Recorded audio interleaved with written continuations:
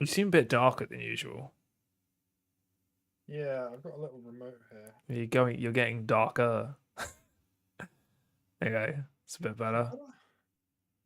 What's this contrast? Oh my god. No, I'm you ascending! you don't want that. Looks like it's just fog. It's like you got like a fog machine in your room. Okay. Color seems a bit off. Yeah, we are. Like, everyone's enjoying this right now. So, yeah. I can change the color as well, but no, oh yeah, you're looking very sunburned. Yeah. Maybe now's not the best time. Flip. Oh, this is pretty cool. Oh, it like flashbangs me as well when you're doing it. It's horrible. Right. It's probably fine. Cool. Right, let me just check the stream to make sure that's working all right. I don't know if you saw the numbies. We got quite a few more numbies than usual. I did last week. Yeah, I did. Yeah. Bring back the fatberg. Oh god. Yeah, we did actually. Yeah, I saw that. I saw our views were climbing up because I got like a little view counter here, in the updated OBS as well. Okay. So it tells me like how many views we got total, and it tells me our concurrent ones as well. Concurrent cool. Just means like if you have 5, there's 5 people watching live right now, right? Doesn't it? That's what concurrent means. Yeah. Whereas you might have like 30 views total, but you've only got 5 people watching actively right now. Yeah. That's what I thought. Yeah. Yeah. So the you can hear me, right? Yeah. Yeah. Although. Oh my god. Yeah. I'm an idiot. I was about to say you sounded. Let me just move this over. Very echoey just then. Yeah. Hello. That should be better now. Yeah, you're very loud now. You might want to start talking a bit softer. I can turn my volume down a bit. No, you're fine. Because on OBS, I think you're coming through at a relatively normal. It's just my end. I'm receiving you in my headphones a bit loud, but it's not a big deal. It's fine. Okay, great. Yeah, OBS, I think it's still coming through fine. So. Okay, yeah, that all sounds fine. I think. So, yeah, when you're ready, let's jingle in and we'll get crack-a-lack-in. Mm-hmm. We're good. Let's do it. All right. Welcome back, everybody, to the 138th episode of the Quick Resume podcast. Your weekly podcast where we talk about video games and we kind of talk about Xbox a little bit, especially if there is controversy to be had. And every other week with Xbox, there's controversy to be had. My name is Deck, and lovely gentleman over there, that's Tim. Hello. Hi. He's always, if you're just listening, you should really do yourself a favor and come onto the YouTube stream and say hi and just have a little look. Because Tim, not only a handsome devil, always wearing a very, very cool shirt. It's like Phil Spencer turning up at the Xbox showcase wearing some sort of, teaser. That's Tim for us. He's wow. Yeah, it's entertaining. It's entertaining. Can you just show us like what's going on today? I think I see the little aliens from Toy Story. Yeah, it is. They're on a little hamburger. There's like pickles everywhere. It's great, dude. It's a great shirt. Yeah. I kind of got it for I mean I like to buy shirts like this anyway. I like to buy kind of quirky shirts, but I got it as well because obviously we're going to Disney in like we're going to Disney World Florida in late September. It's October, so it's like a cool shirt to bring for that. So right, and you were trying to like blend in. Well, yeah, I thought you got to wear some kind of Disney merch if you're going to Disney World, right? I'm not going to be the sort of guy that walks around with Mickey ears or anything or a fucking Goofy hat, but like I'll wear a t-shirt. You know what I'm saying? You say that, but then I bet like first episode you come back, you're going to be like, I bought fucking, I bought Mickey's wand. Yeah, I got plastic surgery to look like Mickey. Yeah. Yeah, it's really weird. They're doing like aesthetic surgery at Disneyland now, and they like reshape your cheekbones to look like Mickey. It's crazy. It's the technology I've got these days. It's a fucking steal as well. It's only like $2,000. Great choice. A steal.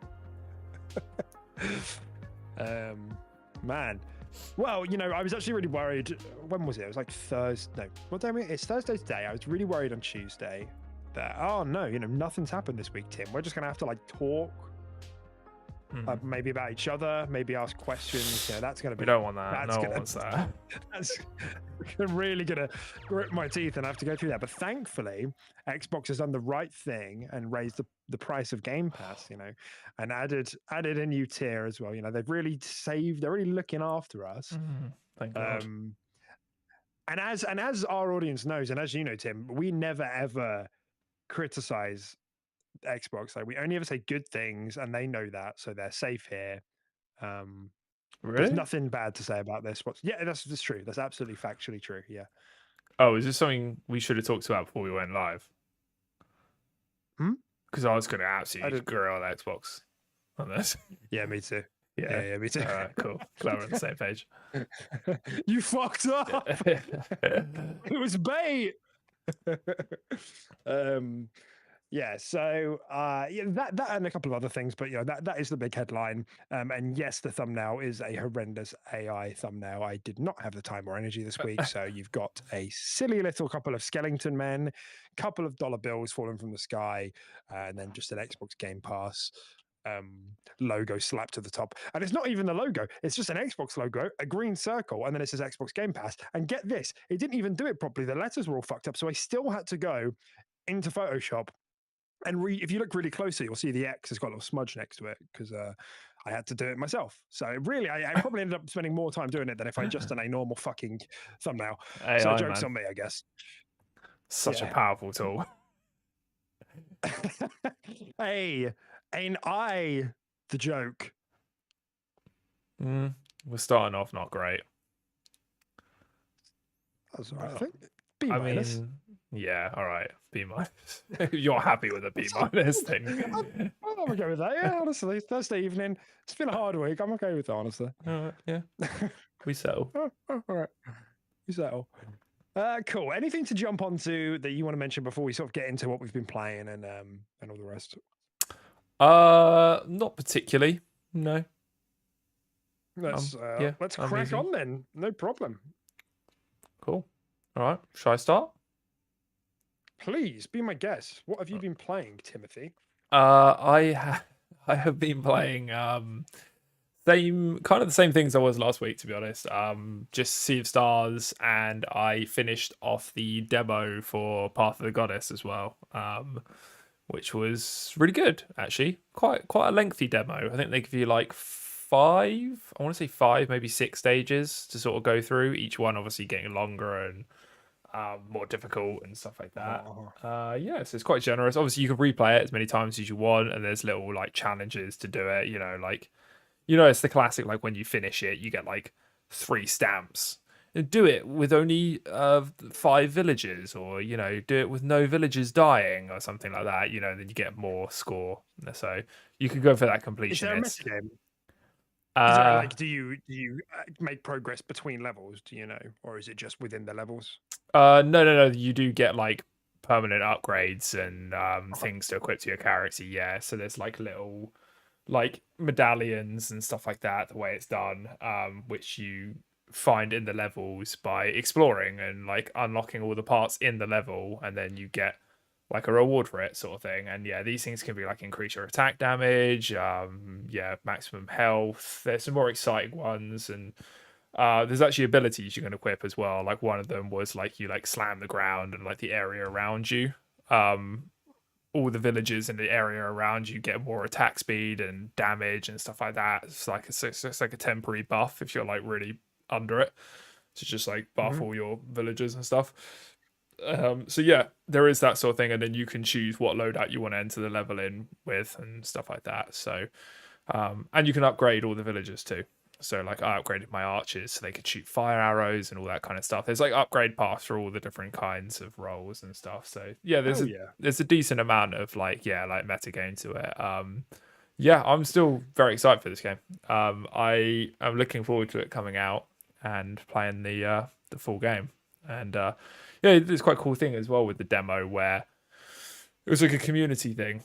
Whereas depending if you hit all the goals for people playing the demo, then you get like these. They did like a collaboration with Okami, you know, that dog, the white dog game. Yeah, I know the guy. Yeah. And yeah, they did a collaboration with that where you can basically just get some outfits and weapons and stuff like that if everyone contributed to the demo and got like 1 billion of this item dropped and all that kind of stuff. So that was quite a fun little community thing. Yeah, it was like 1 billion of the currency or something. It's quite a lot. And it's been hit already as well. So yeah, I'm excited for that. And yeah, and then just Sea of Stars. And Sea of Stars is just good. Yeah, I'm probably like 4 hours in now, and it's just a good time, man. I like it. It's a cute little pixel-based, turn-based RPG. So far, it's not really blowing my mind story-wise. It's kind of, you know, you're the chosen ones, and you're going on this adventure, and I'm sure there'll be twists and turns and stuff like that. But yeah, it's a good time. It's a very pretty world and a very pretty game. I like it. Good. Great. Yeah, I'm excited to hear about how you get on with Sea of Stars. It's been on my I have a group, you know, you can group on Xbox for games. I've got one called Backlog, and Sea of Stars has been there since it got added to Game Pass, which was quite a while ago. It's been on there for a while now, hasn't it? It has, yeah. Yeah. I was holding on to like a really big burp then, and I really wasn't sure if I should just belch it out into the microphone, if I shouldn't, and I decided not to. I think you made the right call. Yeah, I'm not sure, but I mean, you know, yeah. History will judge me. Yeah, but yeah, no, I've also been I've been playing Sea of Stars quite a lot on cloud gaming as well, which has been quite fun and quite unique. I've actually been game for it. I've actually been using that feature like loads since I like obviously got my own house and stuff like that, and I'm just like playing games upstairs while Tilly has like the big TV. Like I did loads of Persona on my Surface Pro, and yeah, playing Sea of Stars on my little backbone, like on my phone and stuff like that when I'm just chilling on the sofa. So yeah, it's a good time. That's really interesting. I think that's really interesting for a few reasons. I think the first is I remember you really turning your nose up at the PlayStation. But what's it even fucking called? Portal? Yeah, I think it is Portal. Yeah. And that would be like really suitable for like the things you're describing there. Like, do you think, like, I'm just curious, has your opinion changed on that? Because it's just a Wi-Fi device. Yeah, no, my opinion hasn't changed. If I had the choice, I'd rather have play something locally. Like I would rather have like a fucking ROG Ally or a Steam Deck or whatever they're called, and actually play these games without the reliance of a strong internet connection. Because if I go anywhere else that's not my home, I'm going to struggle to play those games. And even sometimes I'm getting, you know, those screen wipes and little pixelization and stuff like that. It's not a perfect experience. So no, if I had the choice, I would still say a local device is better. And if Xbox released one, I would get it. But even just for doing the things that you're describing there, you know, like playing in a different room, like that's what it's intended for. Really, it's intended for just playing it, not on the main TV. I mean, yeah, sure. I mean, I don't have anything against that, but then the PlayStation Port was a lot more expensive than just buying like a backbone. So, like, I'm still not entirely in love with the idea. Yeah. Whereas the backbone cost me like 40 quid, maybe less, and it does the job just fine. So yeah, no, I'm still not really vibing with that. I would never really buy or spend that much money on something like a PlayStation Portal, or if Xbox did something similar. Yeah.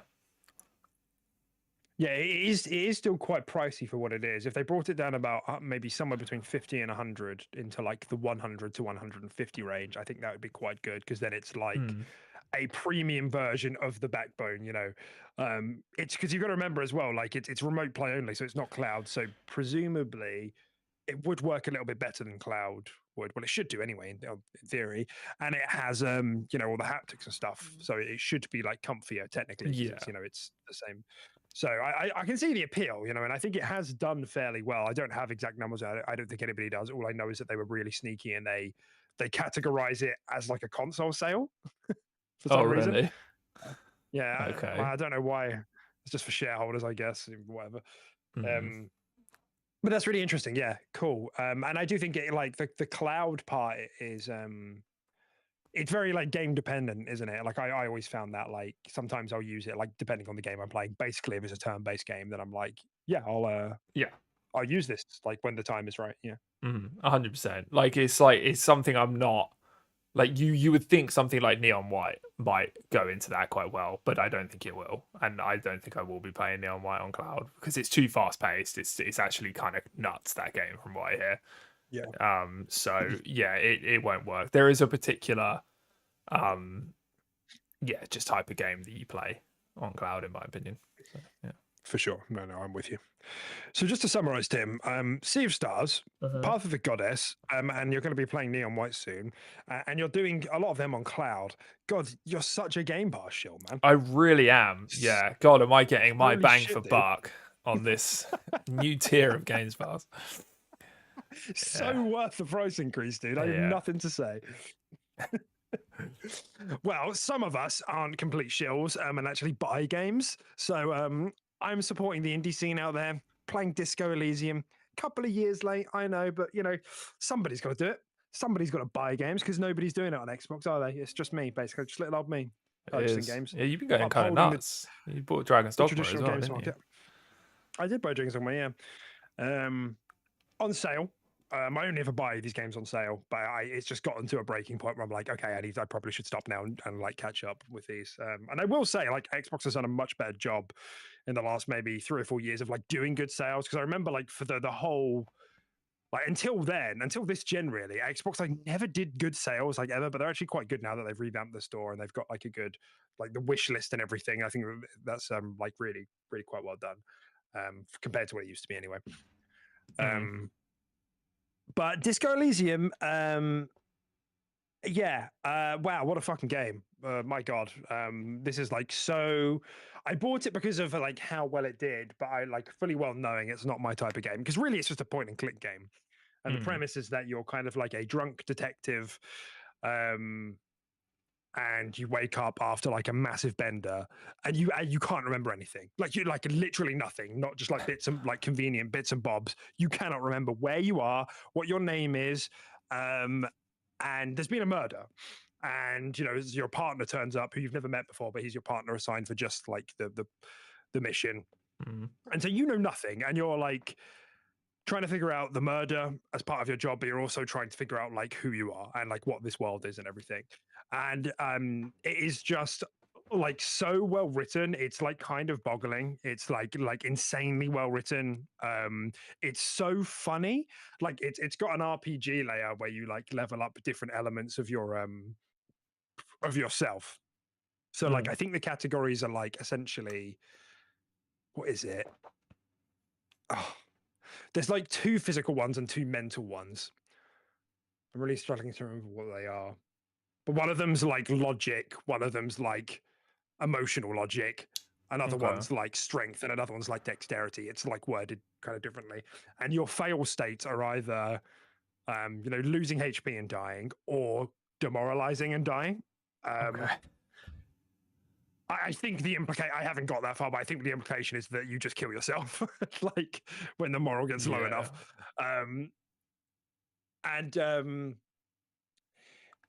It's really hard to like talk about it, not necessarily for spoiler reasons, but just to like really like convey how impressive of a game it is. Especially because, from what I understand, it was a debut game from the studio that kind of came out of nowhere, and it's like it's got this really like gorgeous art style that's like a little bit reminiscent of like Dishonored if it was a bit more colored, and from, you know, top down. It's got this kind of like oil painting-y kind of feel to it.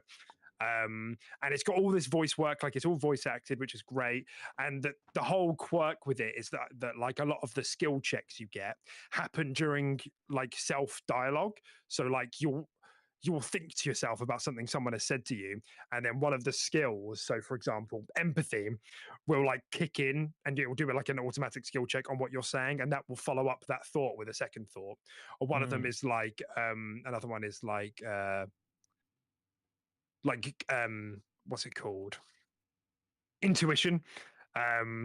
So like gut feeling. So like, and so every time, the more points you put into this, and depending on what you know, how you started your build, you get like different insights on different things depending on how you're leveled and how you're leveling up. And then yeah, like as you go through the game, you get thoughts which are kind of like skills, like in most usual games.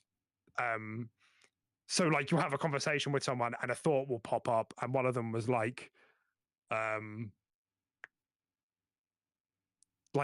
what was it? Hobocop. That was it. Hobocop. Like that was something that crossed your mind, and now you can have that as a skill, and it will give you some buffs and maybe some minuses as well. So that's like the general idea in terms of like leveling up and everything. But it's just really well written. It's so funny. It's so witty with like taking the piss out of itself and you, and it's got this, it's somehow managed to like, I don't even know how I would describe it. It's like it's kind of like a black comedy, political drama, satire, like all in one. It's such a crazy, I've never played anything like it in terms of like the thing it's trying to go for, and it's just so clever. Like it's such a clever game. It's the sort of game that where you feel really smart when you understand what they're talking about because it's like that well written. And as the game goes on, you start to realize that actually, and this isn't a spoiler, it's just the state of the nature of the game, that like it's not like what's the word? It's a fictional game, like in the sense that it's not taking place on Earth. Like it has they've written their own everything, like in the same way that Tolkien like wrote a whole universe and a whole language. They've like done their own thing here. There's like different states, there's like a different political system. They've like written their own politics, they've written their own economics into it, like, and at times it is analogous, like at times it is like intentionally parodying our world, and sometimes it's like a bleak comparison, sometimes it's funny, sometimes it's both, depending on how you want to approach it. And then it goes even further, like even on a metaphysical level, they're like, yeah, this world is surrounded by like, or like all we know about the world is that there's like 7 islands and there's water between them, but then in between those islands there's like the world's like disintegrating. Like they don't speak about the world as like a planet. They're just like parts of the world is just vanishing. It's just nothingness between these islands. And the only way to get between them is to launch yourself. So like your boats won't go there, like everything turns off. So we just have to throw stuff through them to get. It's like it has its own like metaphysics. There's no planets, there's no space, nothing like that. It's like its own thing. So like it's just like, and the more and more you go into it, the more and more you realize like they really wrote like an entire like galaxy for this stupid fucking point and click game about a drunk cop who went on a bender and forgot about who he was. And that just gives you like a sense of how like embedded you are when you're playing this game. Like it's just very precise, and all the writing, the point and clickiness of it and the RPG elements have been great. I've had a couple of bits of friction throughout in terms of like time passes, and at one point I like ran out of things to do, but time only passes when you're having conversations, and I was like, I don't know who else I'm meant to speak to, so a tooltip came up and said I should read a book, and that would pass the time, and which I did. I didn't particularly want to, but I did it just to pass the time to get to the next day. So that felt a bit weird, and maybe the roles didn't go in my favor at some points in the story, and at some points it's a bit wonky to control on controller. It's not terrible, it's definitely okay once you get used to it, but like overall, like this is riding along a 9.5 to me right now. I can absolutely see why this got the praise it did. It's so good. This is not my type of game, but like the writing in the world is just so funny and compelling and interesting that it's just so good. And it's the sort of game that's like because it's like a political drama in some senses. Those who have played it will know what I mean by that. It's very like challenging in that it kind of embraces lots of different views and just allows you to go down them if you want. Like the game doesn't filter you down, this is right or this is wrong. It just kind of, because it's its own world with its own systems, and so it's just a very, very funny game to play because it challenges you in some ways, I think, in terms of how you think, which I think is the whole point of the game, which is what makes it so brilliant. So yeah, I've got just a lot of good things to say about that. if it ever does come to Game Pass, I would absolutely. That's a massive, massive recommend. But I can't believe I'm enjoying it as much as I am. Like I really didn't think I was going to vibe with it at all.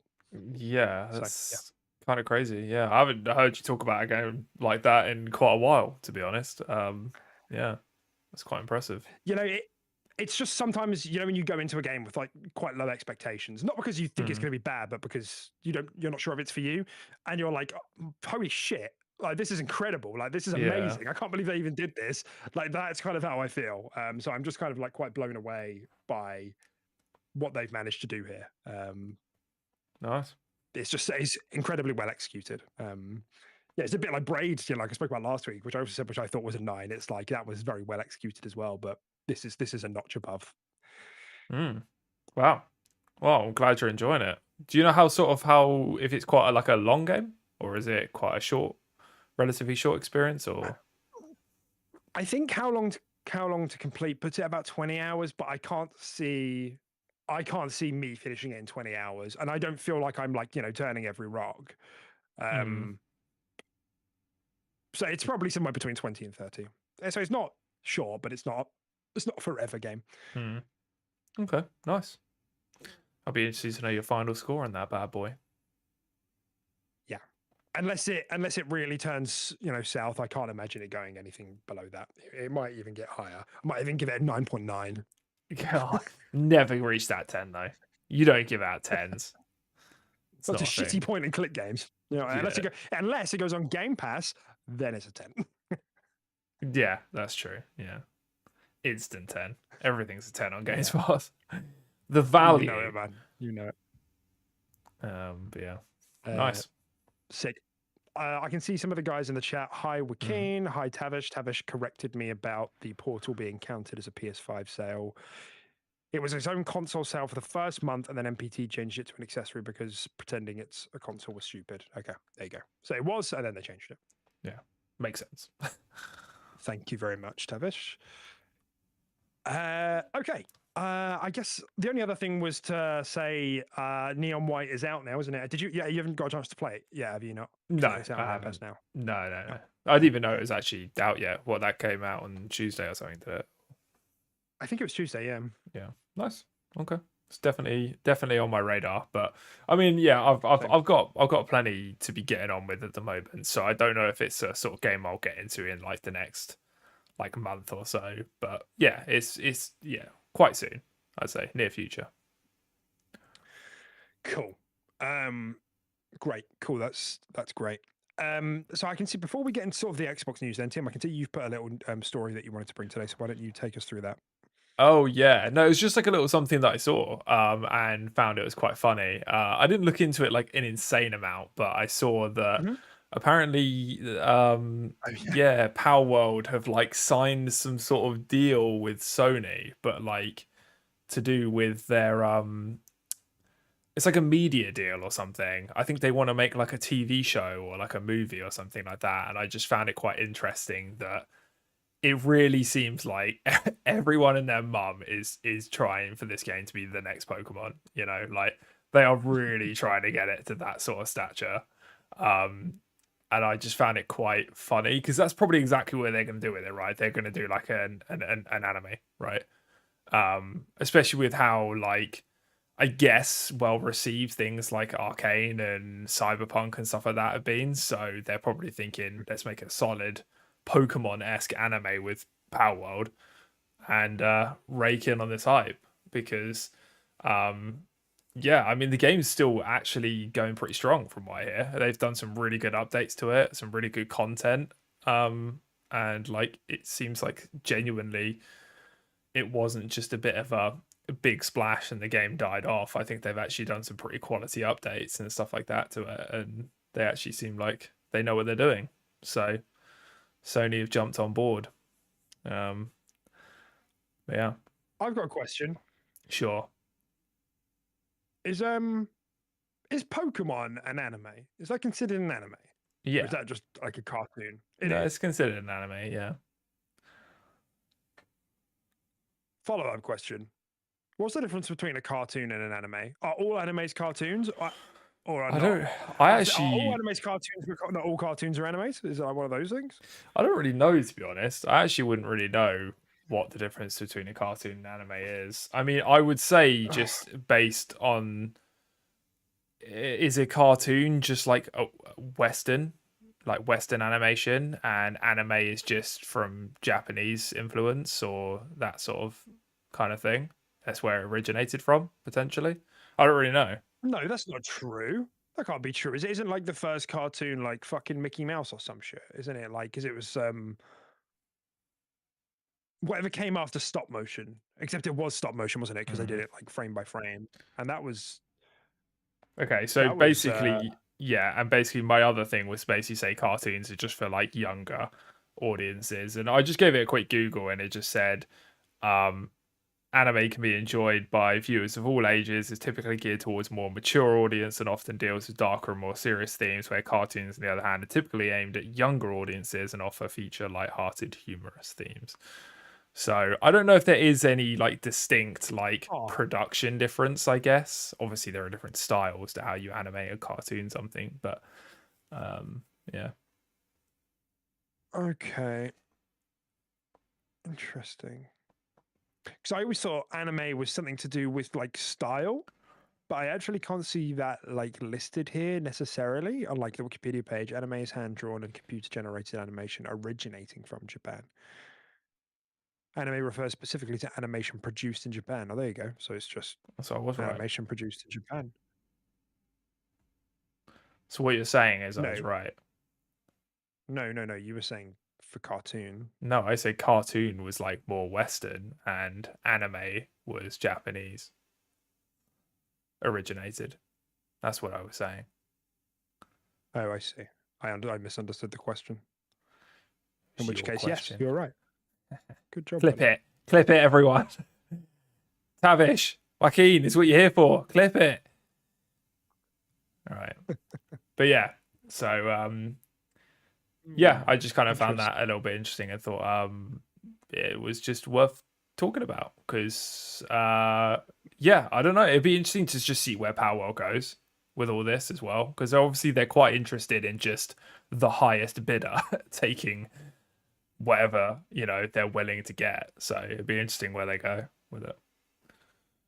Yeah, I mean, has it been confirmed that they're doing an anime, or is it just? I don't think so. No, I just think Sony have done some sort of media rights to it in some format, but no, I don't think it's. I mean, the only way it's going to go is an anime, really. Let's be honest. But who knows? Sony are weird. Interesting. So. Yeah, I bet Xbox are looking at this and thinking, okay, anyone else we sign on in the future for a Game Pass deal or like, a preview program, we are having, what's it called? Right of refusal for like extra media, for transmedia on the property. Because I bet Xbox are like, we would have liked to have done this as well, and we could have organized this, but definitely Sony are bigger and more established, and they probably just offered a bigger paycheck because they're doing a big transmedia push as well. Yeah. No, yeah, it'd be interesting because I mean, I guess technically Palworld aren't really locked into anyone, even with their game. I mean, they've done like it's Games Pass with Xbox, right? But like, it's not necessarily locked in particular. But it'll go to PlayStation as soon as they can. Yeah. Yeah, because yeah, even Joaquin just said in the chat, Palworld will be bought by Sony. Just watch. Xbox will revive Skylanders to be its Pokemon clone. God. But yeah, no, it's just like it. Yeah, I do think I don't know, man. It's a weird. Is Palworld here to stay? I don't know. Will there be a Palworld 2? No, I don't think there'll be a Palworld 2. No, and they'll just keep adding to the Palworld 1. Yeah. It'll be down the line. But yeah, because I mean, Palworld, even on Steam, like it's done okay. I think it's last time I checked, it was around like 40k or something. So it's a far cry from what it got before. Like what was it like? All-time peak of 2 mil. Like that's fucking nuts, isn't it? Yeah. It was never going to retain that. But like I think it's still doing okay. I'm just having a quick look on the website. I even still think with the expansion release and stuff like that, I think it sort of peaked around like 400 or 500k or something like that, if I remember seeing something correctly. Yeah, so it's still, that's massive. That's huge. So Yeah. At this point, it's here to stay. You know, unless they seriously fuck up, they've got a couple of years in this. If they just keep going at the pace they're going, 46K playing right now at this very second. 82K 24-hour peak. So that's pretty strong. it's very strong. Because that reminded me, I remember it was like a big talking point, wasn't it, when Palworld came out, and then it was just I think it was a month or two later when Helldivers 2 came out. And I've seen a couple of articles. I've seen those like grubby little outlets starting to watch the Steam numbers on that, and start to make articles about it. Helldivers Steam numbers are going down. They fucking love it. They love that shit. That's a good article. That is top quality content. Keep that up, boys. It's good stuff. Refresh a page and then speak negatively on it. Oh, it went down. Someone logged off. Get on it. Yeah. I mean, Helldivers kind of shot itself in the foot, to be honest. The whole locking you in for a PlayStation account was so unnecessary and really just immediately started digging the grave for that game. But I mean, to me, it didn't seem like a big deal, but PC audience are kind of strange. I don't know. They're very particular with where they put their information. It's Steam or nothing. So yeah. And it's PlayStation's fault ultimately, isn't it? Unfortunately, I don't think really Arrowhead had any say in that. Yeah, 100%. PlayStation literally just grabbed their fucking arm and was just like, "You make this change," and they were like, "Oh, we don't want to. Like, fucking, this is a bad idea. We got you by the balls. You do it." Yeah, yeah. You kind of feel bad for them in a way, because that really did take the wind out of their sails, like hard. I mean, I think they've been quite slow with updates as well. Like, don't get me wrong, but like I think that really did take the wind out of their sails. But yeah, which was always going to happen. Like, a game of that size, even though they did a great job with like the positioning and the framing of the game, and like the role playing in terms of how it's rolling out in the community element, that was great. Like conceptually, it was so good, and they even executed it quite well. But they are still a small team, and like everyone just seems to forget this. Everybody seems to have very selective amnesia every single fucking time one of these like games comes out. But like a month or two down the line, I've spoken about this countless times on the show. Every game hits this critical mass where like the majority of the player base is like, God, this is shit. Like, there's not enough here, or like all it takes is like a fart in the wrong direction, and the player base is like, I'm so offended. I've never been so offended. I'm going to turn into a domestic terrorist, and they like log off the game and never, they like uninstall it. They like send bomb threats, and it's like it just takes nothing these days for like a lot of gamers to like get mortally upset and offended by something either a developer has done by accident or a publisher has made a dev do. Do you know what I mean? It's just like, yeah, I also think people just I think when a game reaches those sort of heights and it's just so just like massively played, and it's just so big, a lot of people just don't know that there's a small studio behind it. A lot of people just think, this is COD in space with bugs. Like the dev team should be updating it. Like they don't understand that it's a dev team lazy of fucking devs. Yeah, exactly. Lazy devs. They don't Google it and go, "Oh, actually, there's only 25 people there. Oh, let's give them a break." They're just screaming, "Where's my content?" while smashing down at a Mountain Dew. Yeah, so yeah, that's definitely like a part of it as well. It's just the ignorance that people just don't understand. Yeah, just yelling at a wall essentially. Definitely. And just for like comparison's sake, players right now in Helldivers 31K, 24-hour peak is 32K. So it's coming in still pretty good. It's not definitely not bad by any stretch. It's higher than I thought it'd be. Yeah, definitely not bad by any stretch. But less than half of what Palworld does, which surprises me because Helldivers 2 is a better game, in my opinion, I guess. Yeah, I would say so as well. Yeah. But clearly, that's not what the market thinks. So, but that's how it be. We'll see how they get on. Do you know what? Actually, just kind of like coming back to the anime discussion, like that's really funny because like I don't know how you make this game into a TV show. I don't know how you do that. Because like, what's the tone, dude? It's Pokemon with guns. Like Pokemon is like whimsy, it's light-hearted, it's funny, it's cheerful. There's always a good moral at the end. Like, what's gonna happen at the end of fucking Palworld? You're gonna get a depressor and it's gonna fucking blow its head off with your Glock. Yeah. Like, what's gonna happen? It's kind of weird, isn't it? It's the sort of thing you'd expect, like, I don't know, it's like a project like Aaron Hansen could do, maybe. But like, yeah, it's definitely that weird sort of vibe, isn't it? Yeah, you just God, I really got you, didn't it? It's fucking Depresso killing itself. Yeah, just really funny. Like, go Depresso, build me a house, and he's like, he grabs, snatches it off your hip. I'm fucking done. It just puts it in his mouth. Yeah, it's definitely a tone shift. It'd be interesting to see if they actually just go like PG with it, like PG-12, or if they actually just go a little bit more adult with it and just embrace the fact that there are guns and shit. Yeah, it's interesting. I'm fascinated. Or maybe they'll cancel it like they cancelled Horizon TV show, movie, whatever it was, Hey. They cancelled that.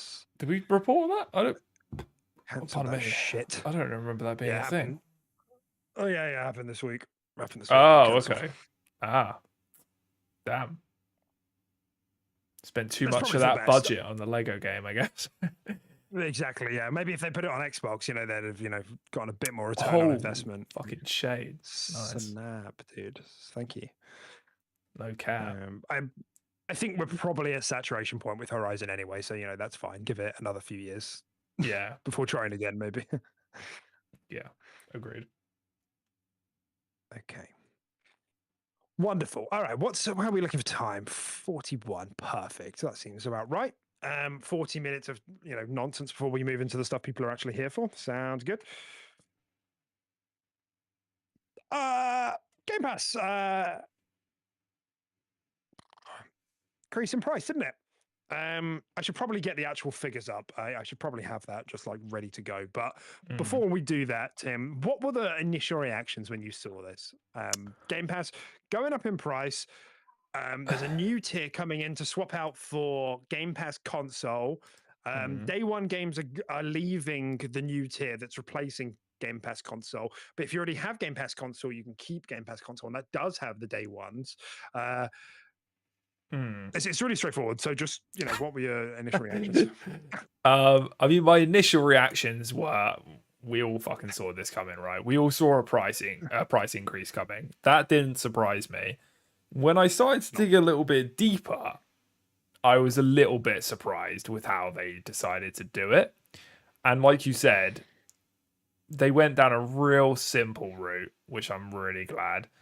I don't know about this. Like, it's just so much of what they've started Games Pass to be, and its identity of being like a day one first party service. Like the first party games are here day one, and then they just muddy the waters with that, and they just create a tier that doesn't actually have that. But that's like your fucking like tagline. That's like your selling point, and now you've chopped it. And like I get that you're trying to boost people up, but it's so confusing to anyone that was thinking about this and is now just like, oh, okay, so now I know I have to get the most premium tier to actually achieve what was kind of just the grounding, the foundation to the entire thing in the first place. But yeah, I don't know. That part to me is a bit strange, I have to admit. But the price increase, yeah. I mean, with the quality of what's coming and the quality of what's gone into it as well over the last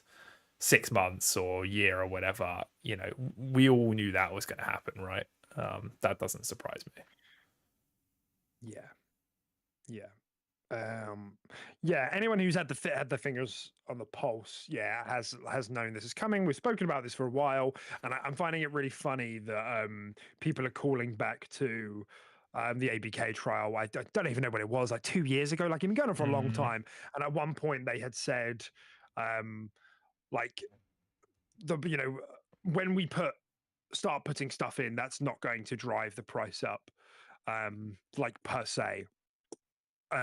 Obviously, we can't confirm or deny that, but I do think it's quite funny. I saw you like my tweet about it actually, where like I saw loads of people like being like intellectual, pretending to be intellectuals. Like, I called it, dude.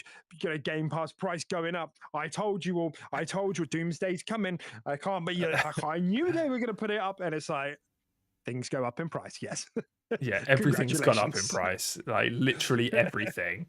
Every item on the planet has gone up in price recently. Like, chill. Yeah. But guess what, Tim? I reckon it'll go up again. I don't know when, but I bet it'll go up again. And when it does, boy, I'll be here to tell you how right I was. Yeah. Very, very clever. Very, very clever. Yeah, of course, it is a bit suspicious timing. Like, I totally get that. With just having the showcase last month and COD coming this month. But like, also though, that's a pretty big deal. I have found that a lot of, not everyone, but I found a lot of people, for a lot of people, it's been like a loss. It's like negative reporting no matter what they do. Xbox announced there was rumors that they were considering whether or not they're going to put COD in Game Pass. And on the podcast that we had together, we said, well, they probably should. Otherwise, it's going to throw confidence out the window about what the fuck they're doing. What exactly is the plan here? And then they did do it. And I watched a bunch of videos and I read a bunch of reports, and a lot of people were like, this is so, strange, so bizarre, very, very strange that they're doing this. How will they make their money back? How will they do this? But firstly, here's the answer. But secondly, now that they've actually done it and the price has come up, they're like, I cannot believe they've put their price up. I can't believe they're making their money back, like how I thought that they would when I said that they shouldn't do this.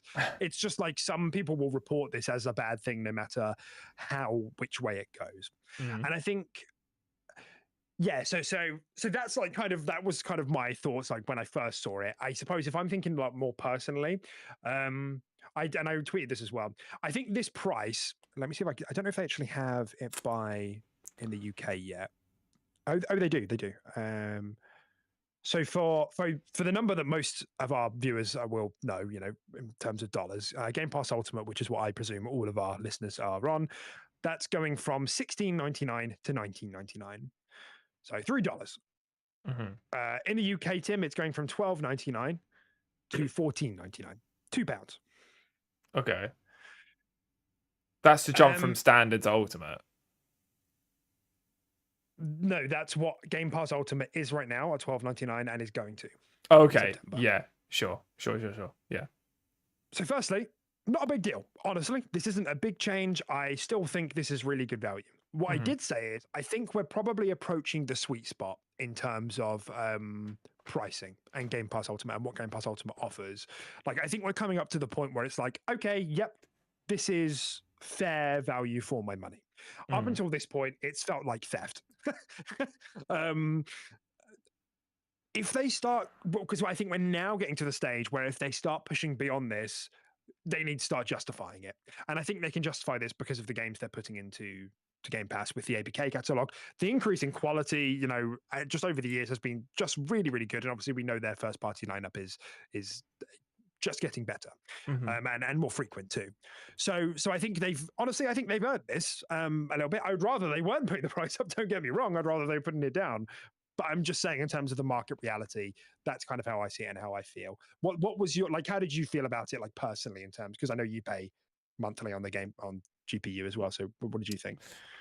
Yeah, this is the first time I knew the price increase in terms of UK, what you just said, with it only being a couple pounds essentially. Yeah, that doesn't really bother me, to be honest. I know for a lot of people, everything's very tight right now in the UK. But yeah, it's not. Sure, yeah, you're paying more, but I think, like you said, it's relatively justified. I think with what's coming and what has been put in, I don't really see that being a big deal, personally. Yeah, you're such a fucking shill, man. Yeah, that's me. Shill. Yeah, that's me. Excuse me, I didn't hear what you were saying. I was playing on my Backbone, my cloud game. Yeah. No, I still think it's definitely good value for money right now. But you're right. I think once it starts reaching higher heights than this, in terms of how much it's going to cost, I do think people are going to start to raise an eyebrow because, I don't know, like for these people, and obviously using COD as a perfect example, a lot of these people just buy one game a fucking year. They buy COD, they might buy FIFA, right? But they're basically just buying COD and they're like, honey, that's it. I'm just going to play COD this year until the next COD, right? That's 70 quid all year. They're paying a hell of a lot more than that if they subscribe to Games Pass. Rest their souls. Yeah. Like those poor souls, by the way. Yeah. They are... yeah, poor guys, man. They are paying so much more than that if you were to total up Games Pass being $20 a month or £15 a month. And realistically, they're probably not going to venture much into Games Pass anyway. And obviously the choice is still theirs to actually just buy it for £70, right? But like I think a lot of people actually might get swindled by this a little bit. I do think that's what's going to happen, and then they're going to end up paying like 4 times the amount they would for COD, and only COD. Well, which is great for Xbox. So, I mean, but yeah, not for the consumer. I think this is a great point of quite a few. You know, being that actually, problem is at this price. I don't even know. Even at the previous price point, I'm never really sure this was going to be the case. I'm not sure that the target audience for Game Pass Ultimate, so the people who are currently subscribed to Game Pass Ultimate, which is like most of the Xbox Series X owners, like it's nearly like I don't want to say 1-to-1, but it's like 1 to 0.8. I'm pulling that number out my ass, but I can remember reading some stats where I thought that to myself, oh, it's like 1 to 0.8 or 1 to 0.9. Like it's quite the ratio, like the conversion ratio of Xbox Series X owners, i.e., arguably early adopters of the Pro version, the enthusiasts, are pretty much all subscribed to Game Pass Ultimate anyway. Yeah. I don't know, apart from a small overlap, if that is the same audience who's playing COD anyway. And if it's not, that COD audience, like you said, who just buy COD and maybe FIFA, they're not going to buy into worse it. off. Well, if they were smart and they actually just sat back and were just like, this just doesn't benefit me, right? They're just like, realistically, I'm not going to dip into the Games Pass catalog, so I'm just still going to buy Call of Duty for £70. It'd be interesting to see, like you said, if that disparity between the two different gamers, how much that needle actually will shift with COD being in Games Pass. Exactly. So, yeah. Exactly. Which is what I said when it was first announced that Black Ops was coming to Game Pass. I said, like, honestly, I don't really think it moves the needle that much, and really it's because of this. And I think that it would have had a better chance if they hadn't changed it, because that's the next part really is which I think is the biggest problem really, is that they're changing the normal tier. The standard tier, and that's what they're introducing, Game Pass Standard, to not have day one launches. So the middle tier will no longer have day one launches. The middle tier won't get you Black Ops 6 day one. So your casual audience can't even get the cheaper tier to buy in for it cheaply, which is probably more sensible business-wise for Xbox, but it's a bit of a problem in terms of leveraging Black Ops 6 for anything. It's not exclusive. It's not timed exclusive. There's no exclusive content. There's no exclusive beta.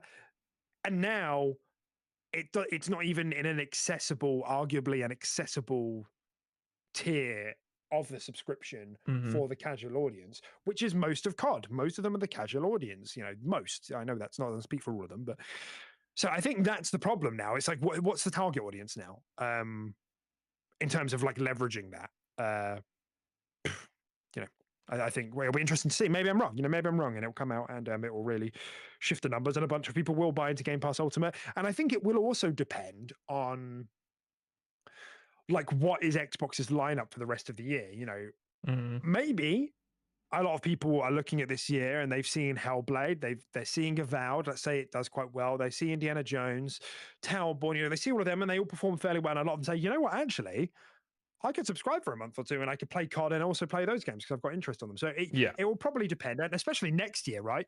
Doom, maybe Fable, South of Midnight, and then the next COD. right? Maybe even a Forza Horizon 6, and then you're looking at like, oh, holy shit, that probably is worth my time because I want to play all of them.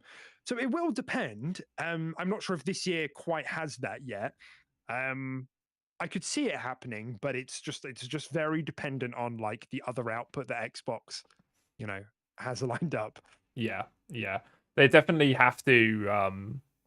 I think with the lead up to COD, they have to market this very well, I think, and quite smartly. And like you said, I think they've got to not only just have a Call of Duty advert and then say this is Games Pass day one with like Ultimate or whatever. I think it's a good idea to try and just Joaquin's comment really threw me off there.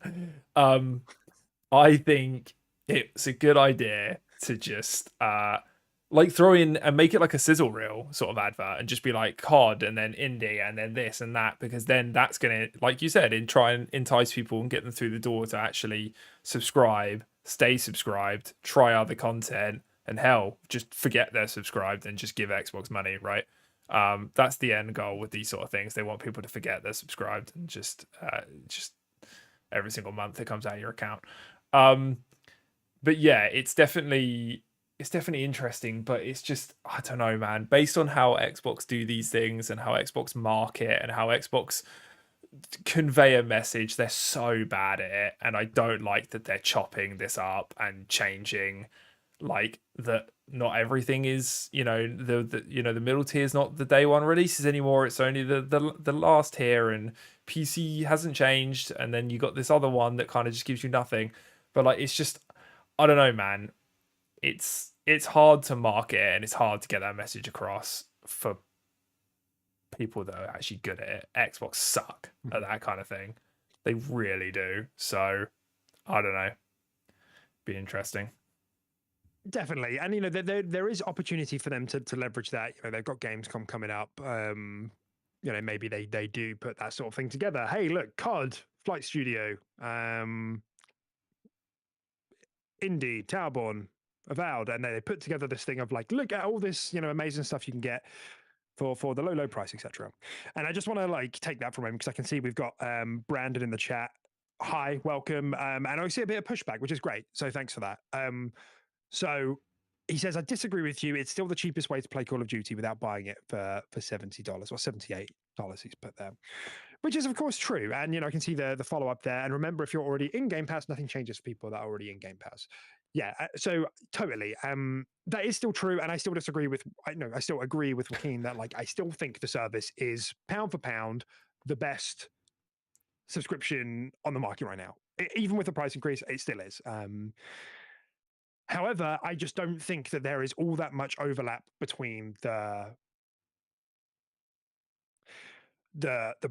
majority of the pie for people who buy Call of Duty and people who want the rest of the benefits the Game Pass Ultimate offers for that price. I don't think. I mean, we'll see. I'm perfectly open to being wrong and seeing this, GPU numbers shoot up.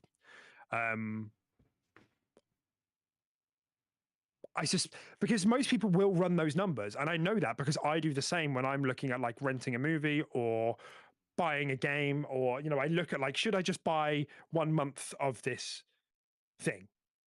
And like, for example, on PlayStation, right? There are plenty of games that I could play if I just subscribe for 1 month. Like on paper, that's in theory, but when it comes to the reality of it, I know I can't complete all those games in 1 month. I don't have that time on my hands, and I don't think most of the casual COD audience does. They're an aging audience, so I wait for sale and buy with those games, right? And I wouldn't, and I also, it's not quite the same because it's not, they don't put their games in on day one, which is still a major benefit for the price, as I say. So I do still agree. It's very, very good value overall, especially the Game Pass Ultimate option. And we'll get to the other two tiers in just a moment. But, we'll see. I see the point. I see the angle. I'm just not convinced it's going to have a major impact. I think the marketing rights actually is going to be the biggest thing about Xbox owning them. Yeah, 100%.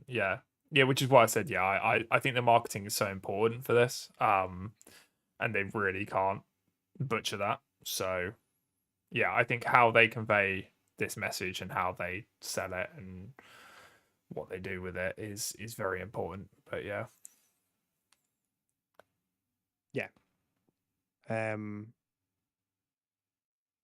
Great. Yeah. And just to follow up from Brandon as well, they've got plenty of high quality games. There's still a lot of games that's not in Game Pass. People just buy their games. All they want is good games. Yeah, for sure. And I can see, obviously you said before that if you're already subscribed, stay subscribed. Nothing really changes other than the slight price increase. Because I don't know if you caught that, Tim, but if you're already on the Game Pass for console, you get to keep Game Pass, but that doesn't come with Xbox Live Gold. So you don't get multiplayer access with that, do you? So I'm not sure that would really fit the glove in terms of what a Call of Duty gamer wants. You could argue, right? Yeah. Yeah. So right now, if you buy Game Pass for console, which is the one below Game Pass Ultimate, it doesn't come with online play. You get access to the Game Pass catalog and day one, but it doesn't come with Xbox Live Gold. Oh, I see. Okay. The new tier, Xbox Live Standard, that's replacing it for new subscribers, does have online play, but it doesn't have day one. If you are on Xbox console as it is today, they're not kicking you off it. You can stay on it. But still, they wouldn't be able to access online play, which kind of defeats the purpose, I think. Yeah. Okay. Yeah, right? It does. Yeah. Which is why they've done it, because people would just be like, well, I need that. And then they upgrade, right? Yes. Yeah. God, even just talking about it is giving me a fucking headache. Do you know what I mean? It's confusing as fuck. Like, you genuinely, I didn't even know that was a thing. What you just explained to me. You were so dialed in. You were like, I'm just sitting here staring at the fucking tick graph, just like, which one's he talking about? Like, what's going on? This is ridiculous. Fucking ticks, man. Yeah, fucking ticks. Oh, I'm really dark. Might need to go get my light. Yeah. Give yourself a go up, dude. All right, as a quick break from this, Tim Joaquin says, "What's our favorite Stephen King book/movie?" Do you have a one there? Probably either It or Pet Sematary, I'd say.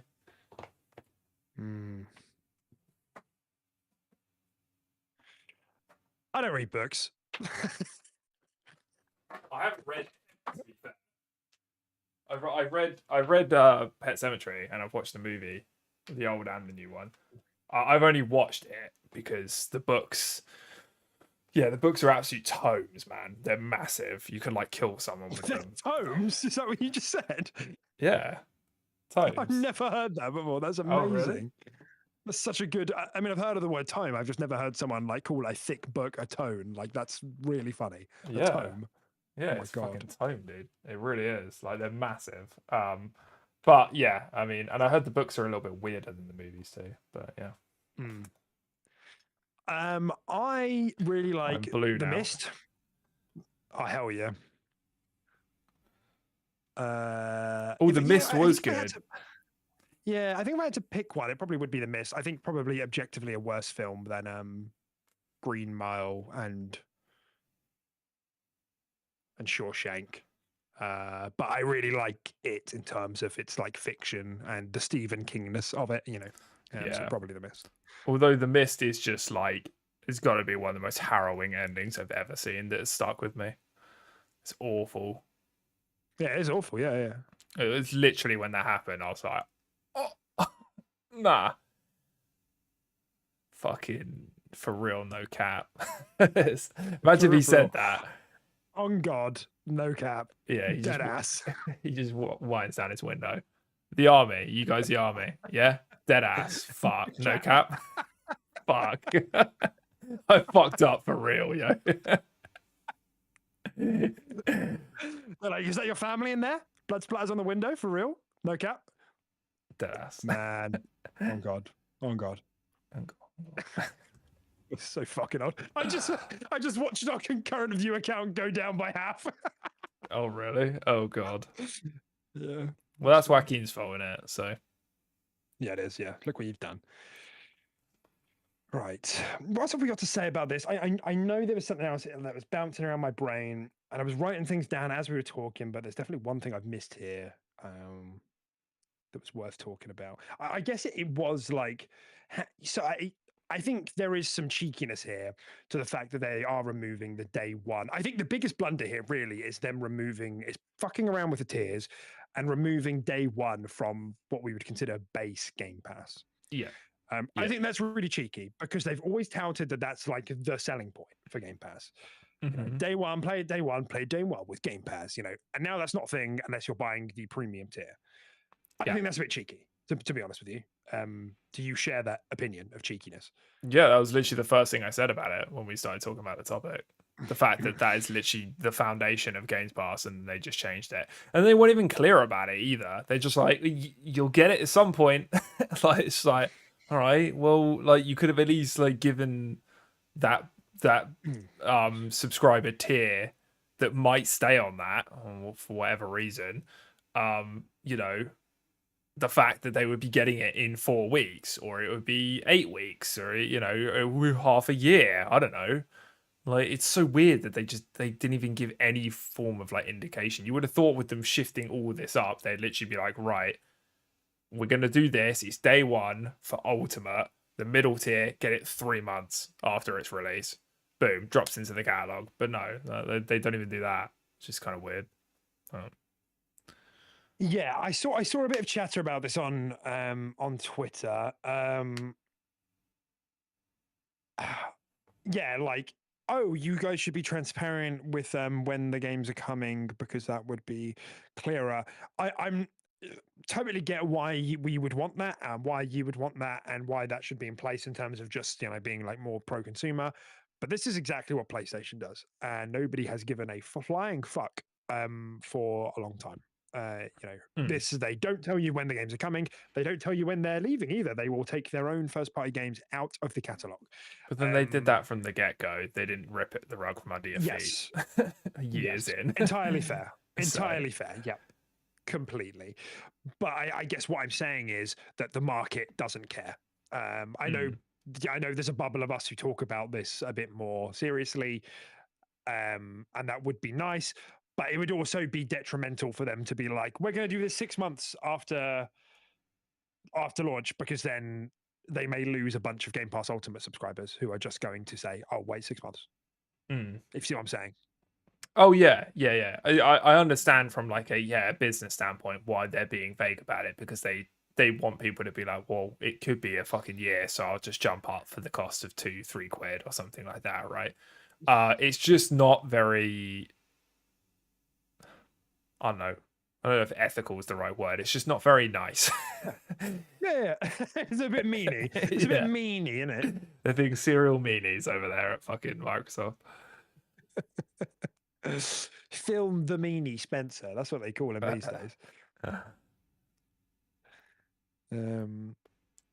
So yeah, I don't think I understand them not wanting to do that, because clearly, like, PlayStation have shown that works and that's no big deal. However, yeah, it's the problem that they've gone back on themselves a little bit, which is a bit, you know, I understand the disappointment there. For sure. What was the other thing? So I've got a couple of other things. The first thing I wanted to bring this up earlier, but it's worth just mentioning here.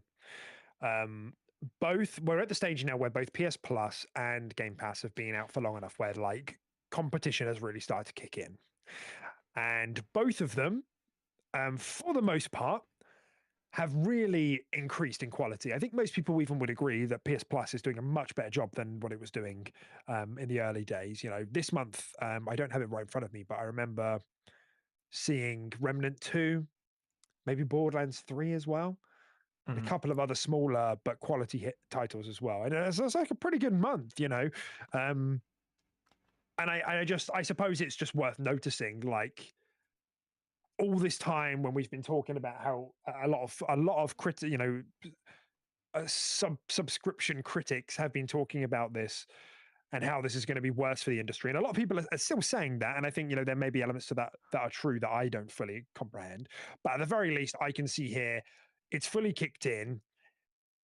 despite the market conditions of price going up due to inflation and the cost of everything, the quality like is working.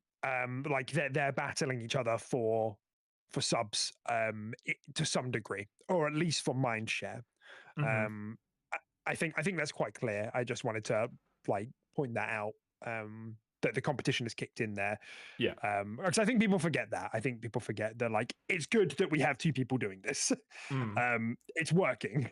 Yeah. Plus, if it wasn't beneficial and they weren't like seeing benefits in it from either side, both PlayStation side and Xbox side, they wouldn't be trying, right? They wouldn't be trying to combat each other and trying to get that market share back. You know, if PlayStation were like, oh, this isn't really working for us, this model, and the subscription service just ain't really it, you know, like Games Pass is just a ticking time bomb, they would have just dropped out of the race, but they're not.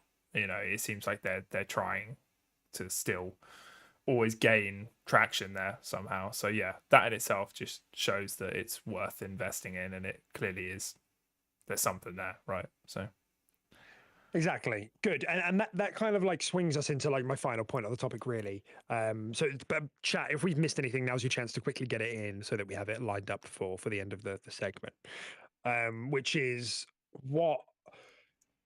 what's the overall strategy? You know, I've put it on the headline for this video. You know, we've had quite a lot of people come out, you know, since this happened and said, look, you know, this is a sign that they're winding down Game Pass. You know, this is a sign that they're changing the overall strategy. They're moving away from Game Pass. I'm just curious if you've had any thoughts about that, or if you've seen anything like that. You know, like what do you think this is? Is this indicative of anything, you know, larger going on, or is it not? Is it business as usual? I don't think it's no, I don't think it's them like sunsetting Games Pass or anything like that. I think if anything, I think they're leaning more into it for the future. I think because they're kind of just they're increasing the price, they're increasing the amount of products that go in there, and all the first party stuff they got lined up as well. And they're gonna. I feel like with more stuff that comes into it, they're gonna keep increasing the price as well. So I actually think if anything, they're leaning more into it being the one-stop place just to get everything. You know, everyone get the highest tier. It's the best value for money, and they're trying to get the user base to lean into that. I think. Yeah, I think if anything, they're ramping up on it and leaning more into it. Yeah, I'm with you. And it's like we've known, I mean, obviously most people don't know this, but we've known for a while now. I think maybe 2 or 3 years ago, Phil had said, like, you know, we view Game Pass as an additive element to the Xbox ecosystem. You know, it's not the center. It is an additive. You know, a console is one part, PC is another part, Game Pass is another part, cloud is another part. You know, they're all kind of additive to one another. You know, none of them are like the single one thing anymore. So I don't, and I also think it's a bit quick to jump the gun to say that. So I'm just going to quote Jeff Grubb. You know, bless him. You know, clearly Jeff Grubb knows more about me, probably about everything. Nonetheless, quote: "To me, this says what we've known for a while, and definitely how I've felt. The future is all Game Pass. Strategy is over." So I mean, to some degree, I think it's a bit of a loaded kind of statement. I don't think the future is all Game Pass was ever the strategy. So, and then this is the follow up. So, quote, it's not gaining subscribers like they thought it would. It's not the answer to Xbox's problems. They talked about reaching 2 billion gamers. They don't talk about that anymore. They still believe in Game Pass, but it's not the end all be all. And this isn't surprising. So I suppose I don't disagree with this take. You know, I get it, but I don't think they've ever tried to say the case that it's all Game Pass. So I don't agree with that. But I do think it's a little bit quick to jump the gun, considering we've got 2 major changes coming up with Game Pass, with Call of Duty Day 1, and the whole Fire Stick thing we spoke about last week. We're skeptics of this, you know, like the effectiveness of that, and you can go back and watch last week's episodes if you want to hear a bit more about that. Nonetheless, they're still 2 pretty big things that, but I'm just like, I don't know, a bit wait and see, you know. Yeah.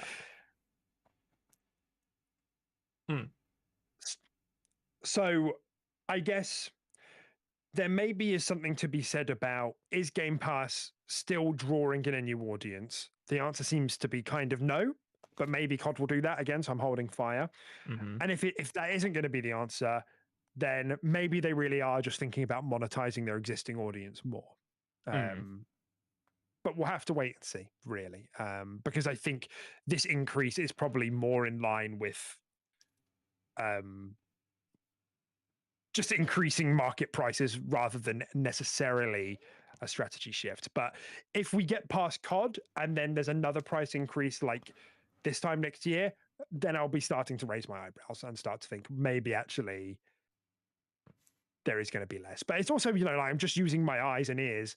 Like, the quality of the stuff in Game Pass has been really good for the last few years. It doesn't feel like they're pulling away from Game Pass, if you know what I'm saying. It doesn't feel like it. So yeah. Yeah, that's kind of the feeling I'm getting, to be honest. I don't think Games Pass is going anywhere anytime soon. Obviously, to quote Brandon said that as well in the chat.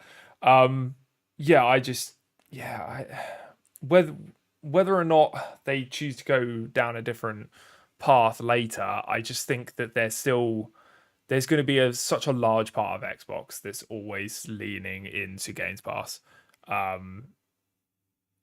And I agree with you. I don't think they've ever said that they just always wanted everything to be Games Pass. I don't think that was ever a strategy they had, but I think they're quite happy with it just being a large portion of what Xbox does. Like you said, it's not the epicenter of something. It's just it's an element of it, right? Mm-hmm. But yeah, it will definitely be interesting to see where it goes. I think it's actually quite hard to predict. Like, it genuinely could swing either way. Like, it's quite a odd point. It's kind of like at its strongest point, yet it's most fragile at the same time. It's kind of weird. Yeah. Yeah, and I think really, at the heart of all of this is that none of us really fully understand. Some of us who are really locked in have like speculation, but none of us really understand like the direction of Xbox. And I think this is a symptom of that, to be honest. Like, we've spoken about the idea of a handheld. Like, Phil has said everything that he could say without possibly announcing it to basically confirm that they are making a handheld.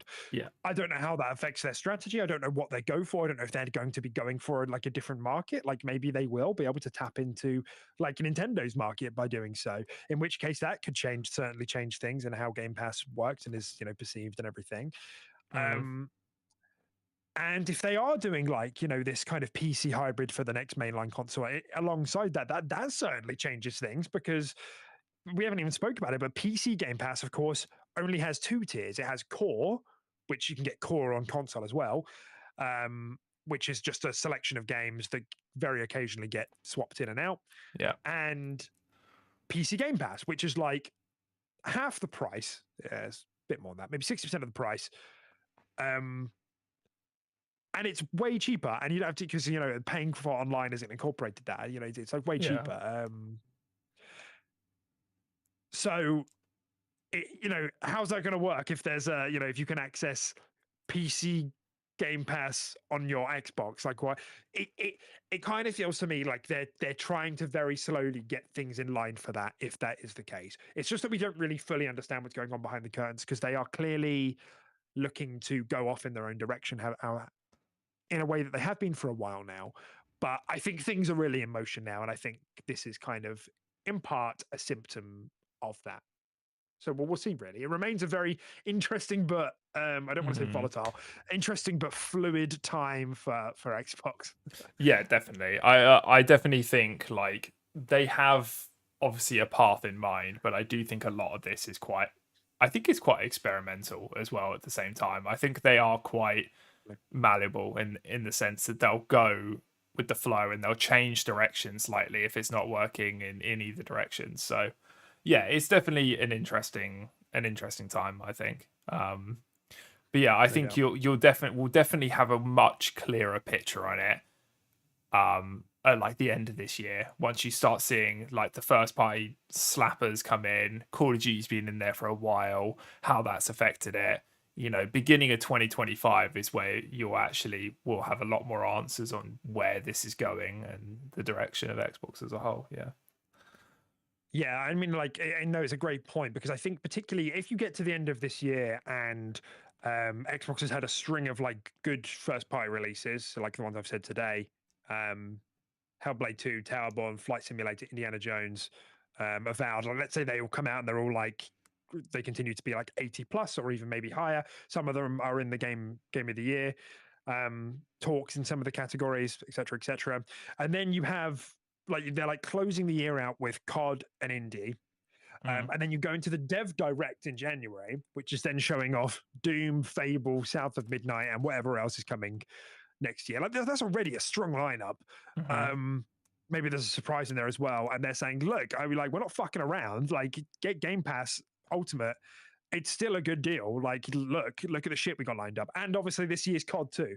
Like, it's yes, I think there's like a really good potential to have like a lot of momentum building as they sort of whirl into 2025 and really get people on board with the subscription. And if not for new subscribers, keeping their current subscriber, like I think the number that we know is around 25 to 30. Someone will have to correct me if I'm wrong. I think that feels about right, but 25 to 30 million, which is not a small number. Like that's a nice bit of income to just have coming in, month to month. So yeah, agreed. Time will tell. But largely, I think we're probably safe, and I think they're probably going to keep this up. And I hope so. But as we've repeatedly said on the service, on the podcast, like we think the service is great, and we will be loud if we think it starts to suck. Yeah, definitely.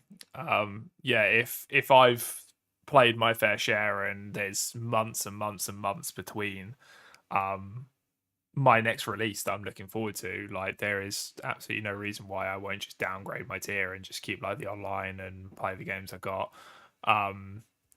Because actually that's a good point as well. Wasn't like some of the like live service stuff also included in only the ultimate tier?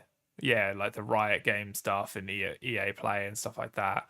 That's all only included in the ultimate tier as well. Yeah. Yep. Yeah, no, it would definitely be something that I would drop if I don't feel like it's worth that value, which is also quite interesting that why they don't actually want to do like an annual subscription and like lock people in. Because month to month is if someone isn't liking what they're seeing or they've got their fill, and it's going to be 4 or 5 months before they're going to want to come back and play the next day one title, they're just going to downgrade to the lowest tier possible, right? That gets them what they need. You'd think that they'd want to lock people in for an annual subscription, so people don't have that back out option. But then I guess that in itself, we said a lot of this isn't particularly user friendly with them ripping away the day one and stuff like that. But that is, I guess, it doesn't offer you that bulk discount of an annual fee, but it gives you that flexibility, which ultimately, if you are someone that will downgrade and want to be flexible, that will end up saving you more money than just committing to the annual. I just wish we had options. I just wish we had options with Game Pass on 1 month, 3 months, 12 months. That's like pretty standard. To me it is a bit annoying because I would happily buy a year up front. And it's annoying to have to micromanage every month. Like you said, it's actually like if they have a couple of bad months lined up, like there's actually scope for there to like just pull out.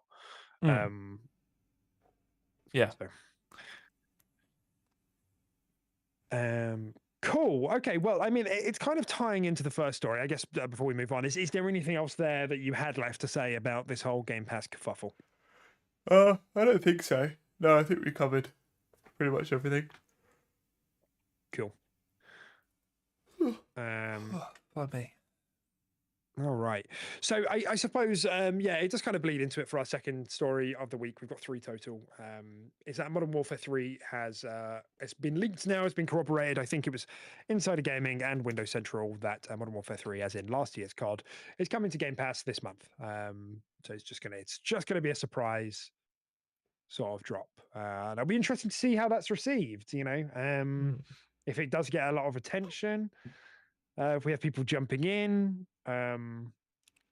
yeah, I'm interested to see how that goes. And we spoke last week about increasingly the ABK catalog coming to Game Pass now, and I think this is probably the first of those dominoes. Really.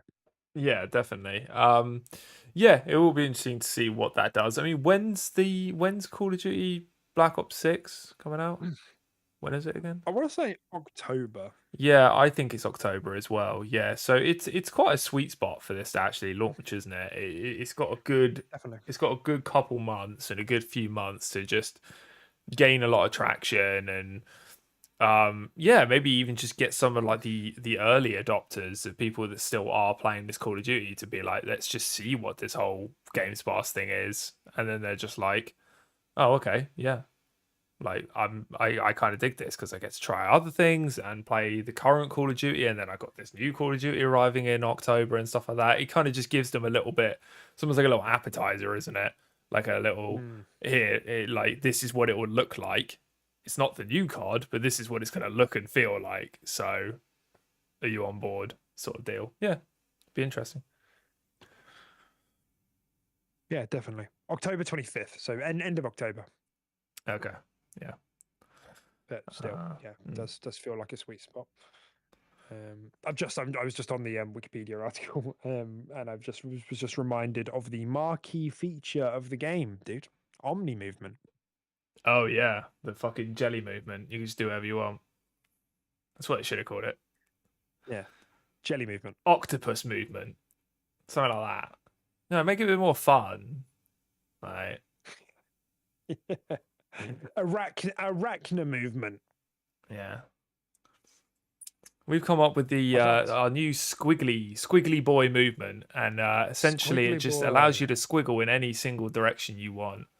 When you think squiggle, yeah, snap your torso, spin around, do whatever you want.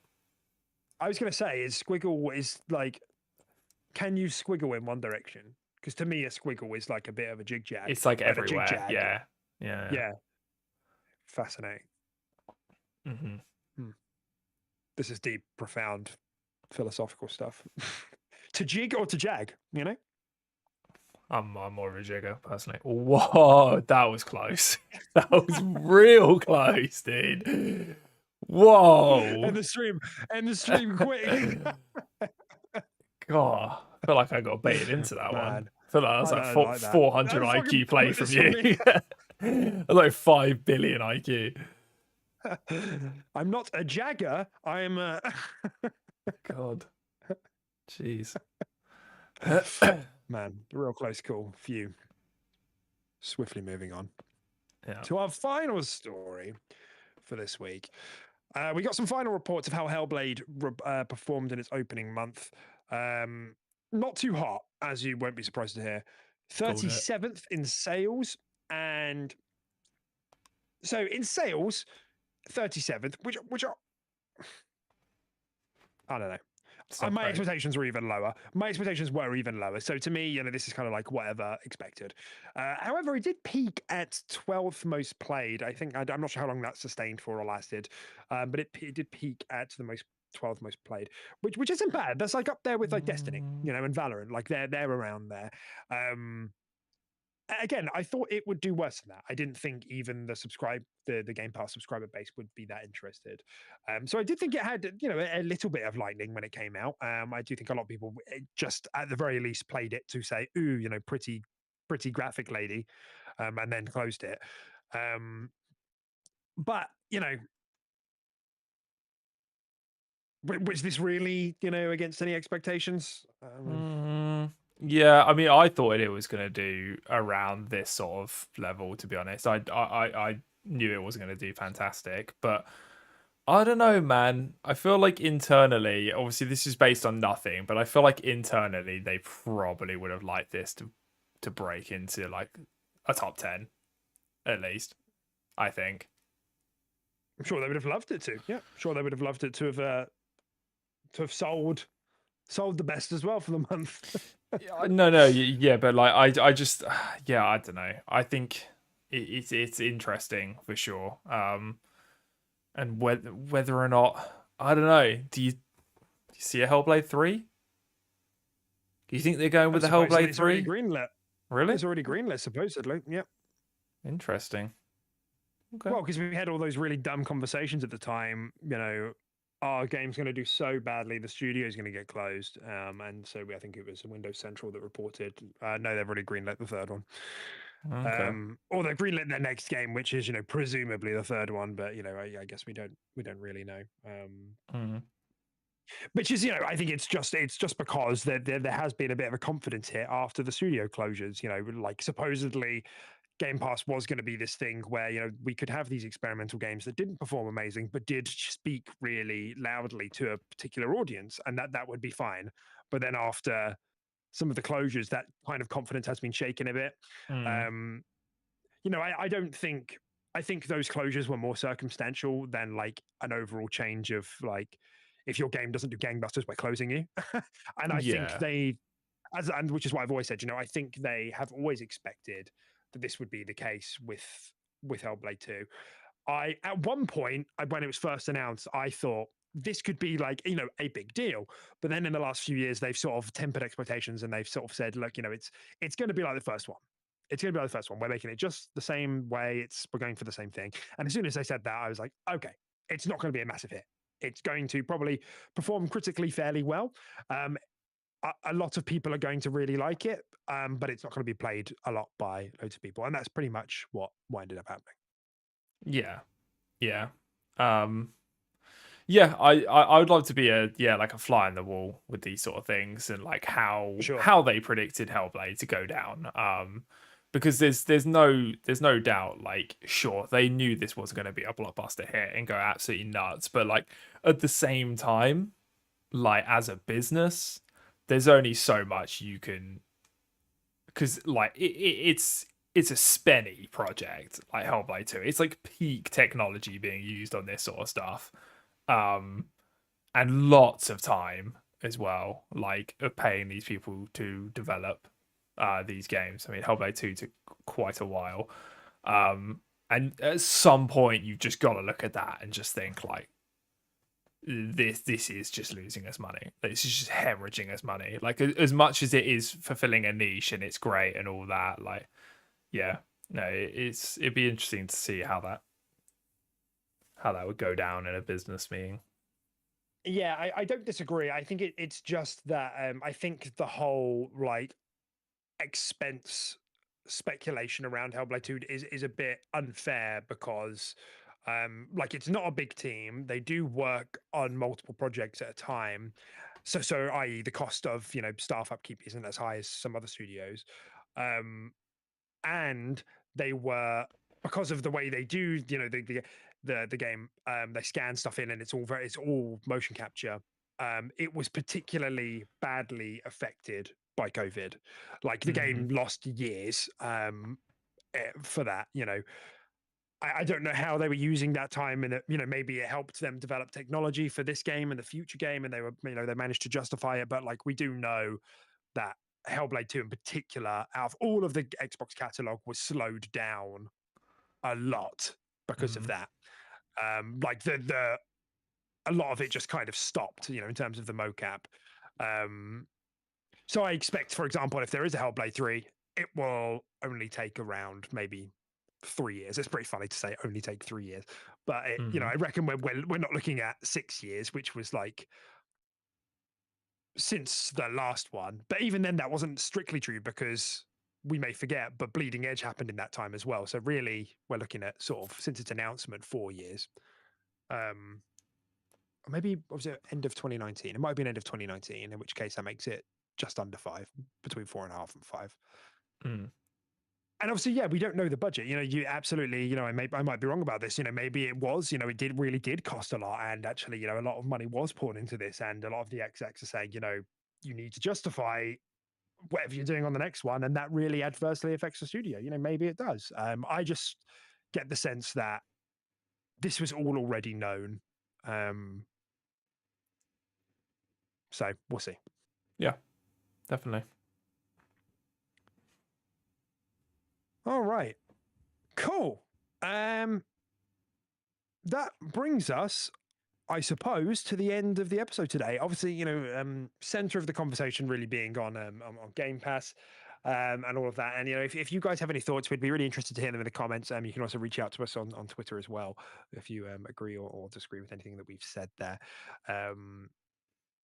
So let's bring this to a close then. Any final thoughts? Anyone that you want to flip the bird at? Anyone that you want to sort of Joaquin, obviously.